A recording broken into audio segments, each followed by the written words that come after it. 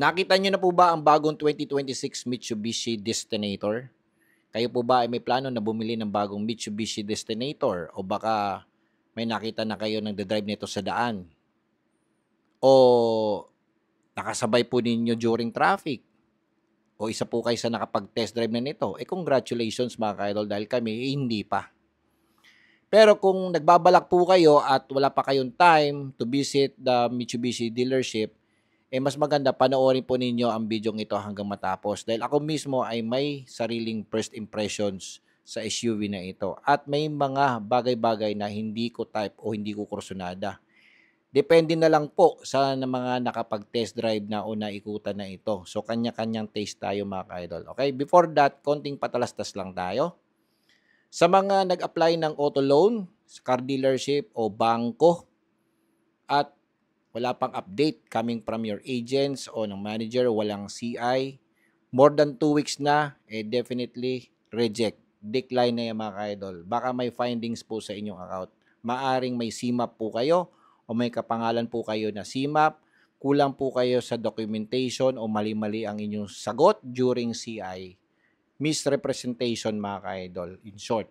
Okay? O baka may history kayo as past due, o baka nahatakan na po kayo ng sasakyan, o baka po repossession po ang inyong sasakyan.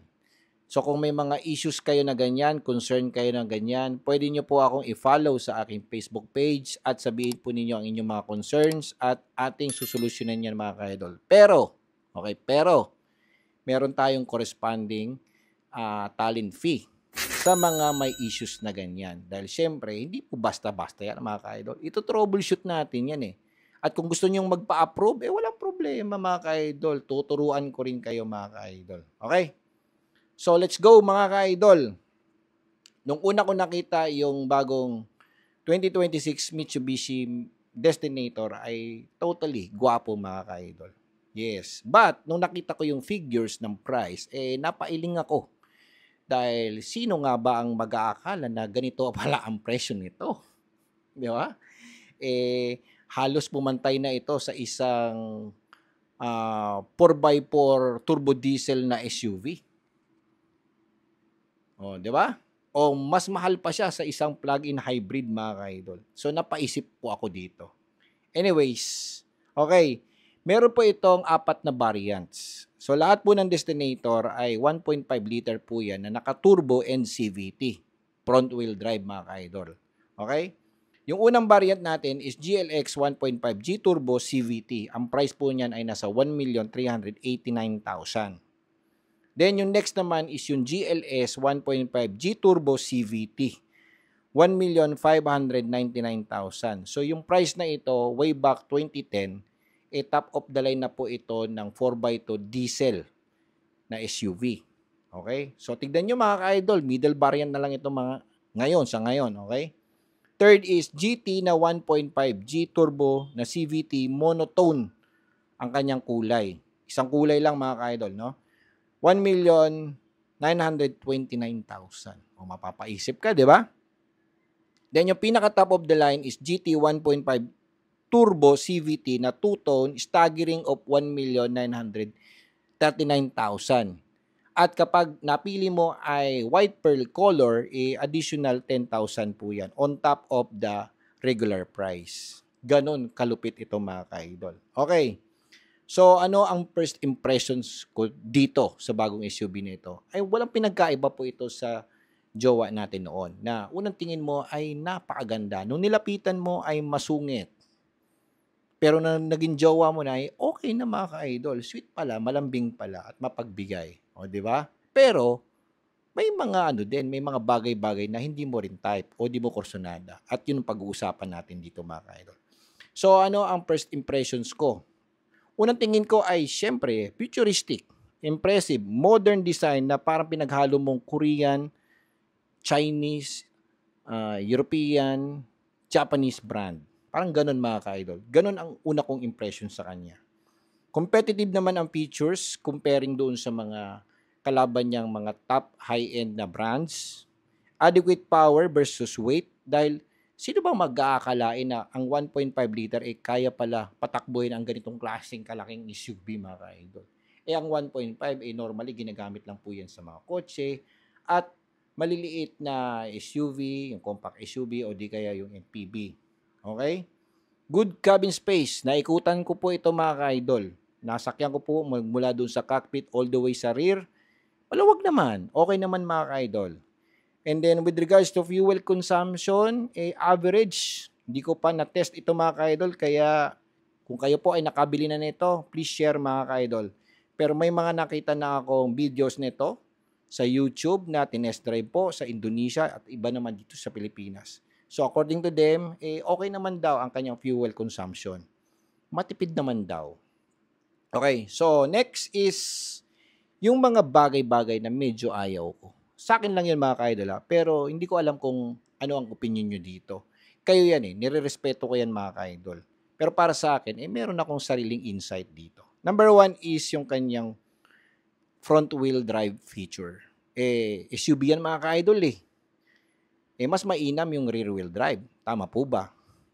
Number 2 is CVT transmission. Eh, pag sinabi mong SUV, mas maganda is automatic para mas matibay. Dahil ang CVT, according to other vloggers at mga mekaniko, eh, medyo problematic ito ng konti kapag tinamaan na. Okay? At mahal ito mga ka-idol. Number 3 is 1.5 liter na turbo for an SUV. Eh, kagaya ng sinabi ko kanina, 1.5 liter, ginagamit lang yan sa kotse. Eh, ito SUV mga ka-idol, eh, mas malaki pa ito sa CRV. Oh, di ba? Eh, halos, hindi ko alam kung baka mas malaki pa nga to sa Toyota Cinex eh. Pero ang Cinex naman kasi is hybrid mga ka-idol. Okay? Number 4 is panoramic sunroof, moonroof. Eh, para sa akin, hindi po yan angkop sa ating bansa. Dahil unang-una, eh, talagang mainit dito during summer. So, kapag direct sunlight, eh, ramdam mo yung init kapag salamin po ang iyong bubong. At risky po ito kapag nakaparking po kayo sa mga alanganing lugar na maaring bagsakan po ng mga hard debris o kaya mga semento o yung punong kahoy, ganon. At during side impact collision, let's say binangga po kayo sa gilid at nag-roll over po kayo, hindi po kayo naka-seatbelt, eh definitely tatapon po kayo palabas.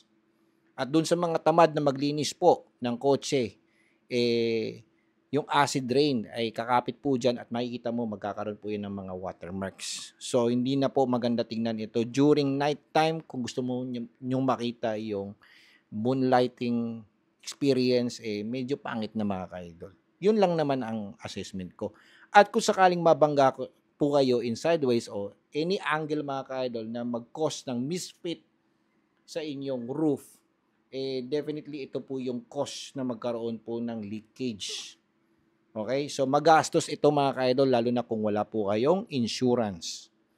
Okay? Number 5 is low ground clearance for an SUV. So pag sinabi mong SUV, kahit papaano medyo matangkad mga ka-idol. Pero ito, identically mukha po siyang MPV. At 18-inch alloy wheels lang po ito. So mas maganda kung naka 20-inch alloy wheels para mas ma-emphasize o mas bold po siya tignan. Number 6, small tires for an SUV. Yun nga, sinasabi ko sa inyo, 18-inch alloy wheels. Number 7, hindi naka-power seat yung kanyang passenger na upuan. Sa katabi po ng driver side is hindi po naka-power yon. Manual lang po yun mga ka-idol. And then, leatherette lang yung ginamit na texture sa kanyang seats mga ka-idol. Hopefully, dapat sana ni-leather na lang lahat dahil since na 1.9 million naman yon o di kaya some part of leather and leatherette mga ka-idol. And number 9 is presyo. It boils down sa presyo dahil kung kukunin nyo po ito through financing at 1.9 ang presyo, ay nako, baka lagnatin ka mga ka-idol. Hindi lang nagnat, baka convulsion pa ang abutin mo mga ka-idol. Okay. So, dito naman tayo sa kanyang front fascia. Ano ba masasabi ko sa kanyang front mga ka-idol? Unang tingin ko ay kamukha po siyang ng Mitsubishi X-Force. Pag nakaharap lang, walang nakalagay na Destinator. Dahil talagang magkamukha talaga sila mga ka-idol. Futuristic large T-shape full LED headlamps na naka DRL and full LED headlamps mga ka-idol. And then muscular yung kanyang mukha na may large honeycomb grill accent. Hindi naman siya grill mga ka-idol, parang siyang laminated accent, no, na magmukha, parang nagmumukha siyang na hybrid. Yung datingan niya sa front grill, mukha siyang hybrid mga ka-idol. And then well-emphasized lower chin. Meron po siyang na lower chin na ganito mga ka-idol. Equipped with 360 camera. And yun nga, identical po siya as an X-Force, yung kanyang kapatid na SUV. Okay? Engine, 1.5 liter na turbocharged gas engine po ito na may power na 163 HP at 250 Nm of torque. Water-cooled intercooler po ito, front-wheel drive CVT. Meron din po itong 5 driving modes. May normal, wet, gravel, tarmac, and mud. Kayo na bahala kung alin ang magagamit po ninyo dito. But I doubt, baka lahat ng ito ay di mo magamit. Baka mag-normal ka lang mga ka-idol. 45 liters fuel tank capacity. An average consumption po ito, nito na sinabi during Indonesia media test, 13.9 km per liter on city driving. Sa Indonesia yan ha. 15.1 km per liter on a highway. 19.2 kapag steady and stable yung speed po ninyo. During madaling araw, driver lang. Patay ang aircon. Okay? Walang karga. Ayan. Kayang abutin yan mga ka-idol. Pero wag nyo na itry yun mga ka-idol. Okay? Then, let's move on dito sa kanyang cockpit. Of course, naka-remote keyless fob key po ito. Smart key mga ka-idol, push start engine on and off. And then, power door locks. Then, power windows mga ka-idol. Central door locks and power windows. But, pagdating sa kanyang driver side, yun lang po yung auto na power window. Okay? And then, power track, yung kanyang side mirror.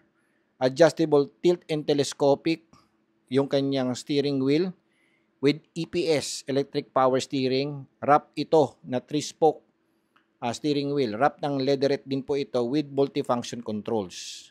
Pagdating po sa kanyang ODO, okay, 5-inch digital gauge cluster mga ka-idol. Medyo parang may kuwebang ganun pag dinignan mo no? Medyo doon ako ng konti. Medyo na-intimidate ako ng konti kasi yung iba kasi flat na ng ganun. Sa kanya may sisilipin ka sa loob 12.3 na touchscreen infotainment. Okay, with Apple CarPlay, Android Auto, Bluetooth function. And then 6 speakers na Yamaha Premium Dynamic Sound audio system. Yun bangis. Dual zone, easy control mga ka-idol with Nano X purifier na rin po yan. And then 64 interior ambient lighting. So, may ambient lighting po kayo na paiba-ibang kulay mga ka-idol. Bilangin nyo na lang po. 64 yan mga ka-idol. Baka antukin po kayo mga ka-idol. Pagdating naman sa kanyang interior cabin, 7 seating capacity po ito. 2 sa harapan, 3 sa middle. Fold in tumble ito mga ka-idol, flat fold, and then meron din po itong center armrest and cup holder. And then 2 naman dun sa likuran, na-fold din po ito mga ka-idol. Okay? Leatherette seats po tayo. And then power ang ating driver seat natin, and then the rest po is manual. Okay? And then naka-panoramic sunroof, moonroof tayo, 6 SRS airbags, 2 foldable table sa back po ng driver and passenger. May cup holder na rin yan mga ka-idol. Maganda. Mas maganda pa sa lamesa ng eroplano mga ka-idol. Okay? Then dito naman tayo sa kanyang exterior. Shark fin antenna na naka-roof rails. Rear spoiler with LED third brake light. Rear wiper. Large T-shaped LED tail lamps. Rear view camera, 360 camera mga ka-idol. And then front and rear sensors, naka-power lift gate. And then yung ating gulong naman is 225 by 55 R18-inch alloy wheels. Ventilated disc front and rear din po tayo with ABS and EVD. Okay? And then suspension po natin is MacPherson sa harapan. Sa likod naman is torsion beam axle rear suspension. Okay? Then, pagdating naman po sa ground clearance is 214mm ground clearance mga ka-idol. At narito naman po yung kanyang dimension. So, check nyo po kung kakasya po sa inyong parking mga ka-idol. Anyways, so ano ang take ko sa bagong Destinator? Yes, na-impress ako. Malaki, very spacious mga ka-idol. Although hindi ko pa na test drive, nagpabook pa lang ako ng test drive anytime soon this week or maybe by next week mga ka-idol. But dun sa mga napanood ko sa social media kagaya po ng YouTube, maganda po ang feedback mga ka-idol. So, ang maisasuggest ko bago po ninyo bilhin ang Destinator is ask for test drive. Okay? I-feel nyo muna mga ka-idol. And wag po ninyong piliin agad yung pinakamahal dahil baka hindi po ninyo kayanin. Okay? Be realistic to your budget mga ka-idol. Kung ang kaya mo lang is 1.3, then go. 'Di ba? Kung hindi, maghanap po kayo ng ibang brand. Then kung sa tingin po ninyo ay kaya naman at gusto ninyong i-spoil ng konti inyong sarili, siguro I'll go for 1.5 million. Yun ang realistic para sa akin. Pero kung talagang wala kayong mapagtakbunan ng inyong pera, mapagtaguan ng inyong pera, pwede nyo nang ipautang sa amin. Joke lang. Hindi. Pwede nyo kunin itong almost 2 million mga ka-idol. Basta kung may pera lang po talaga kayo. Okay? So, I hope nakatulong po ang video ng ito mga ka-idol. Until next time, see you.